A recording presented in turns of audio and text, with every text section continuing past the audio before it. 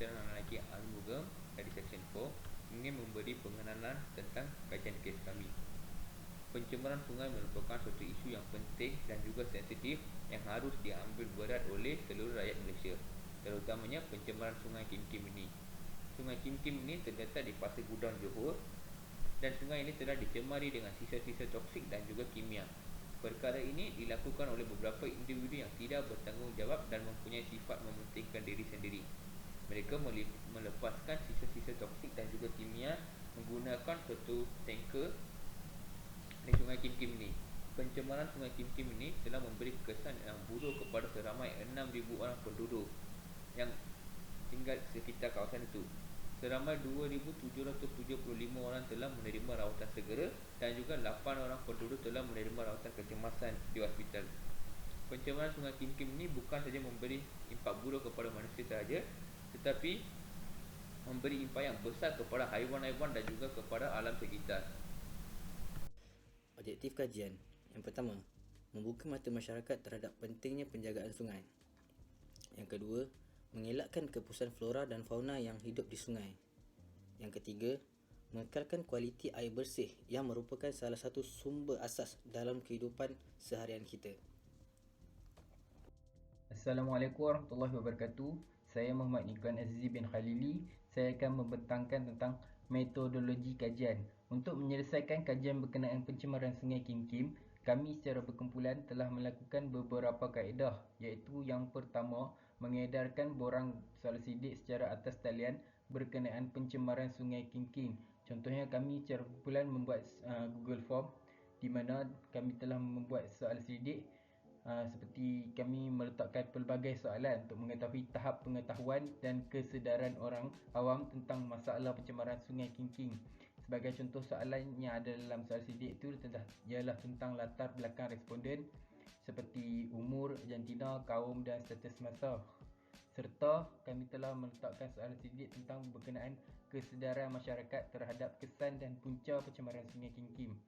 Yang kedua, kami telah melakukan pencarian berkenaan tentang pencemaran Sungai Kim Kim yang pernah berlaku, seperti kami melayari laman web atau artikel-artikel berkenaan tentang kejadian pencemaran Sungai Kim Kim yang berada di internet. Dan yang ketiga ialah kami berbincang secara kumpulan. Contohnya, kami saling memberi idea tentang langkah yang sepatutnya diambil oleh masyarakat dan pihak berkuasa serta kerajaan negeri untuk membendung masalah pencemaran Sungai Kim Kim yang telah berlaku sebelum ini. Berdasarkan hasil dapatan kajian yang telah diperolehi, kumpulan kami menerima sebanyak 85 responden. 51.8% terdiri daripada perempuan, manakala 48.2% terdiri daripada lelaki.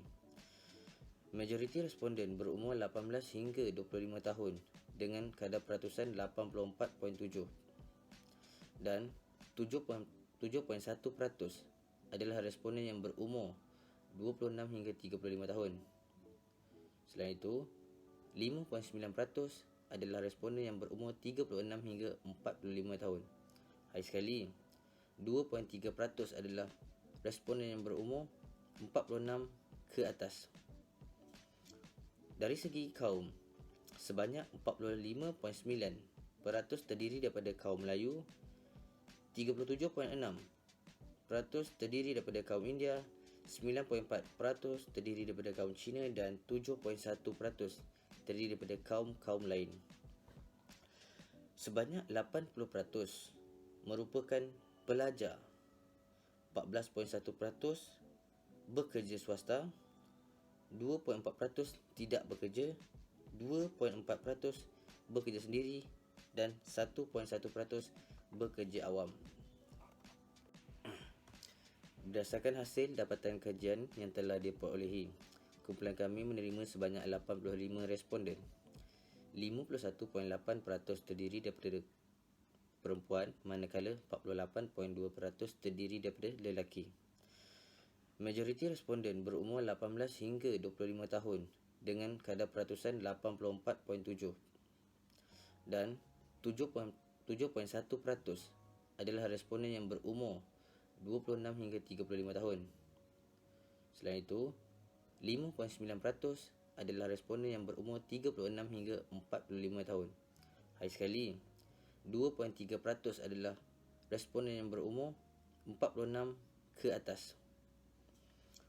Dari segi kaum, sebanyak 45.9% terdiri daripada kaum Melayu, 37.6% terdiri daripada kaum India, 9.4% terdiri daripada kaum Cina dan 7.1% terdiri daripada kaum lain. Sebanyak 80% merupakan pelajar, 14.1% bekerja swasta, 2.4% tidak bekerja, 2.4% bekerja sendiri dan 1.1% bekerja awam. Daripada skala 1 hingga 10, skala 6 merupakan peratusan tertinggi dengan 27.1% berkaitan tahap kepuasan hati terhadap sungai-sungai di Malaysia. Diikuti dengan skala 5 iaitu 23.5% dan skala 7 iaitu 21.2%. Sebanyak 80% daripada responden pergi ke sungai bertujuan untuk menikmati alam sekitar. Selain itu, 47.1% untuk berkelah, 17.6% untuk memancing, 12.9% untuk mengadakan perjumpaan keluarga. Seterusnya, sebanyak 77.6% daripada 85 responden telah menyatakan bahawa faktor pencemaran Sungai Kim Kim adalah pembuangan sisa toksik. Manakala 51.8% daripada 85 responden pula menyatakan bahawa faktor pencemaran Sungai Kim Kim adalah pembuangan bahan domestik. Seterusnya, apabila kita melihat tentang siapakah pihak yang bertanggungjawab terhadap pencemaran Sungai Kim Kim, seramai 69% responden telah menyatakan bahawa masyarakat dan kerajaan negeri adalah pihak yang bertanggungjawab terhadap pencemaran Sungai Kim Kim.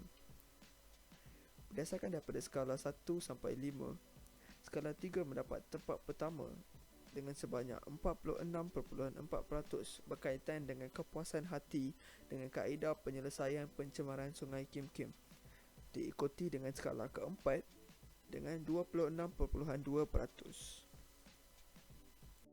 Berdasarkan 85 responden, seramai 76.5% responden sangat bersetuju sekiranya pencemaran sungai boleh dielakkan jika semua orang mempunyai kesedaran akan pentingnya penjagaan sungai, manakala 15.3% responden hanya berpendapat amat setuju dan selebihnya hanya bersetuju dengan pendapat tersebut.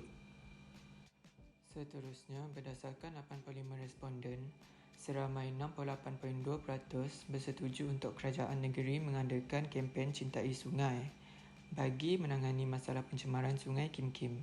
Seterusnya, seramai 88% responden bercadang agar kerajaan negeri menguatkuasakan tindakan dalam isu pencemaran sungai, manakala seramai 58.8% responden memberi pendapat agar kerajaan negeri memberikan bantuan kewangan bagi memulihkan keadaan sungai.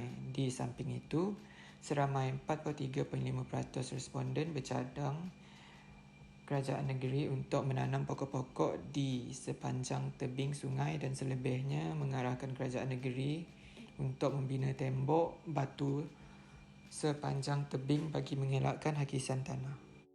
Okey, seterusnya berdasarkan 85 responden, seramai 55.3% responden mencadangkan pihak berkuasa tempatan untuk mengambil langkah dalam mengatasi pencemaran Sungai Kim Kim dengan mengadakan kempen Cintai Sungai, manakala 75.3% responden bercadang agar pihak berkuasa tempatan untuk membuat pemantauan tentang keadaan sungai dengan lebih kerap. Di samping itu, seramai 89.4% responden pula mencadangkan supaya pihak berkuasa mengenakan denda kepada individu maupun organisasi yang terlibat dalam pencemaran sungai. Tambahan pula, seramai 67.1% responden bersetuju untuk pihak berkuasa tempatan mengadakan gotong royong membersihkan sungai. Kemudian, berdasarkan 85 responden, seramai 81.2% responden menyatakan bahawa Masyarakat haruslah sentiasa memastikan kebersihan sungai terjaga untuk mengatasi masalah pencemaran sungai, manakala seramai 85% responden bersetuju agar masyarakat wajarlah melaporkan kepada pihak berkuasa sekiranya terdapat individu yang mencemari sungai. Di samping itu, seramai 68.2% responden juga bersetuju untuk mengadakan gotong royong membersihkan sungai, manakala 75.3% responden bersetuju untuk mendidik anak-anak supaya menjaga kebersihan sungai demi menangani masalah pencemaran sungai.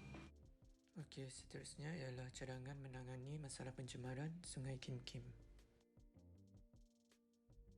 Okey, cadangan yang pertama sekali ialah pihak yang berkaitan seperti Jabatan Alam Sekitar, Jabatan Keselamatan dan Kesihatan Pekerjaan, Jabatan Kesihatan dan pihak berkuasa tempatan wajarlah mewujudkan satu sistem pemantauan yang berkesan. Selain itu, undang-undang juga harus dikuatkuasakan dengan lebih telus agar peristiwa seperti ini tidak akan berulang. Seterusnya, program sekolah selamat yang telah diwujudkan oleh Kementerian Pendidikan Malaysia wajarlah diperkasakan untuk menyediakan pelajar dan warga sekolah dalam menghadapi situasi kecemasan dengan memberikan fokus terhadap ancaman bahan kimia terutamanya sekolah yang berada di kawasan perindustrian seperti Pasir Gudang. Seterusnya, sistem komunikasi risiko wajarlah dipertingkatkan agar masyarakat awam tidak keliru dengan maklumat pada masa yang akan datang. Hal ini dikatakan demikian kerana masyarakat berhak untuk mengetahui segala pembahayaan serta aktiviti yang berlaku di persekitaran. Dalam pada itu, masyarakat juga dapat mengambil langkah berjaga-jaga supaya dapat mengelakkan diri daripada bahaya.